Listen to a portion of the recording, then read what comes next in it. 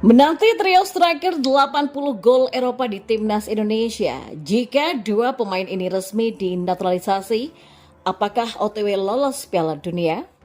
Informasi selanjutnya, Rizky Ridho menjadi sorotan FIFA jelang perkuat Timnas Indonesia U23 di Piala Asia U23 2024. Dan yang terakhir, Sinteyong bongkar kelicikan klub Justin Hubner. Simak selengkapnya di sini hanya di Kamus Bola untuk Anda bersama saya.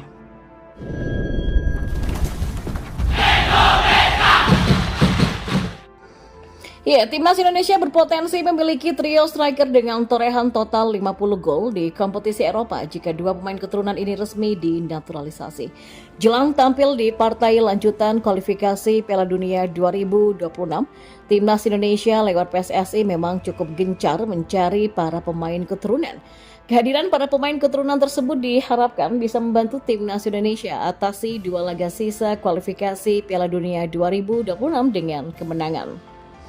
Sebagai informasi, Timnas Indonesia baru saja kedatangan 4 pemain keturunan baru saat menghadapi Vietnam di kualifikasi Piala Dunia 2026 pada beberapa waktu yang lalu. Dengan tambahan pemain keturunan dari Eropa tadi, Timnas Indonesia mampu tampil solid dan berhasil menang beruntun kontra Vietnam. Ya, Timnas Indonesia pun kini bertengger di urutan 2 klasemen grup F dan berpotensi besar lolos ke putaran berikutnya di kualifikasi Piala Dunia. Demi mewujudkan target lolos tersebut, kabarnya PSSI ingin menambah kekuatan skuad Garuda, terutama di lini depan dengan kehadiran pemain keturunan. Sejauh ini belum ada nama pasti siapa sosok striker keturunan yang menjadi target serius PSSI untuk dinaturalisasi. Akan tetapi kalau melihat data yang ada, Timnas Indonesia sejatinya bisa memiliki deretan striker keturunan top yang namanya bersinar di musim ini. Bahkan jika salah satu dua dari pemain keturunan tersebut berhasil dinaturalisasi, maka skuad Garuda punya trio lini depan dengan torehan gol hampir 50 di kompetisi Eropa. Lantas siapa sajakah pemain tersebut? Ya, mereka adalah Ilyas Alhaf dan Ole Romeni. Dua striker keturunan ini tercatat punya rekam jejak yang mentereng di Eropa. Mulai dari Ilyas Alhaf, pemain berdarah Surakarta ini merupakan salah satu winger yang sangat produktif di Liga Eropa. Ya, di musim ini Ilyas yang memperkuat FC Noah di kasta teratas Liga Armenia itu sudah mencetak 6 gol dari total 26 pertandingan di semua ajang.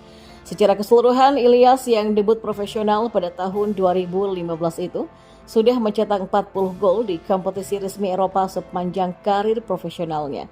Rinciannya adalah 34 gol di Liga Belanda serta 6 gol di Liga Armenia. Kemudian ada Ole Romeni, striker keturunan Medan ini juga sangat tajam di Liga Belanda dengan torehan 12 gol di ajang Eredivisie. Selain itu, pemain 23 tahun ini juga mampu mencetak 13 gol di ajang Keuken Champion Divisi serta 2 gol di KNVB Beker. Sehingga secara keseluruhan Ole mampu mencetak 27 gol di kompetisi resmi dalam karir profesionalnya. Dan yang terakhir ada Ragnar Oratmangun, striker yang sudah resmi menjadi WNI dan bagian Timnas Indonesia ini pun juga punya catatan gol yang mentereng di Liga Belanda. Tercatat pemain 26 tahun ini mampu menorehkan 17 gol di ajang Keuken Champion Divisi serta 1 gol pada kompetisi KNVB Beker.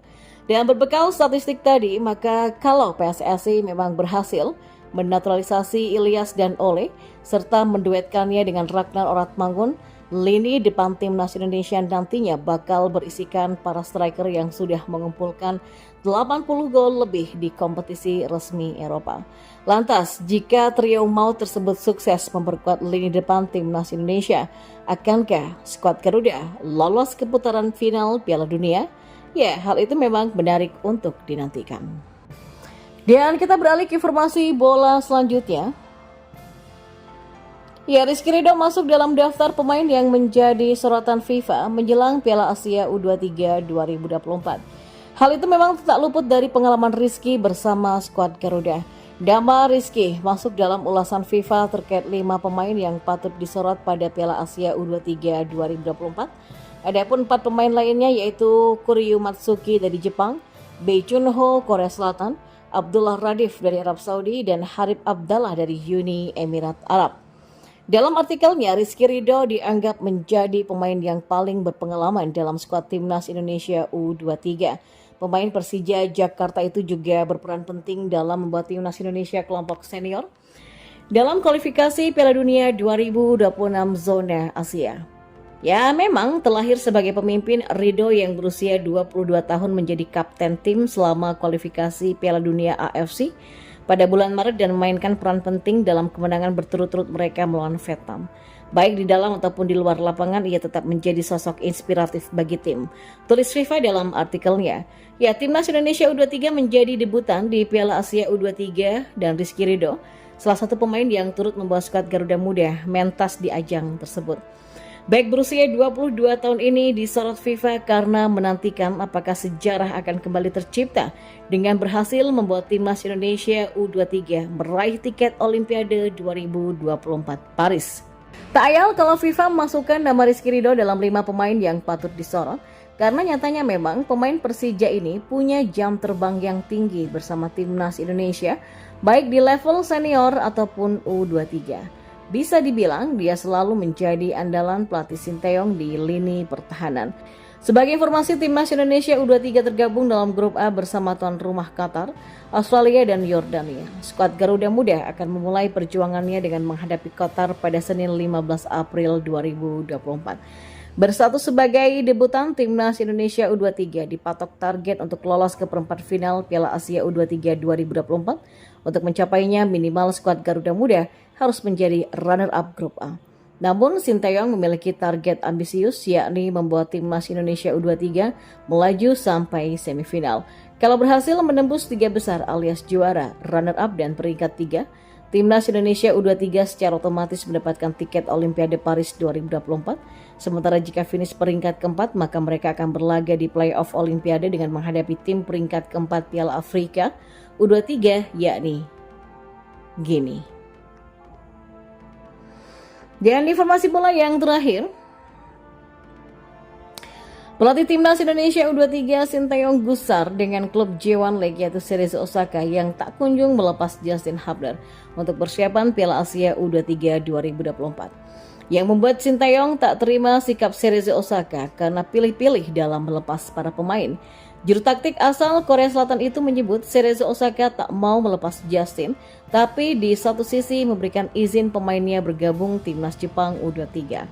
Cerezo Osaka memang tidak wajib melepas pemain untuk memperkuat Timnas karena Piala Asia U23 karena tidak masuk dalam agenda FIFA.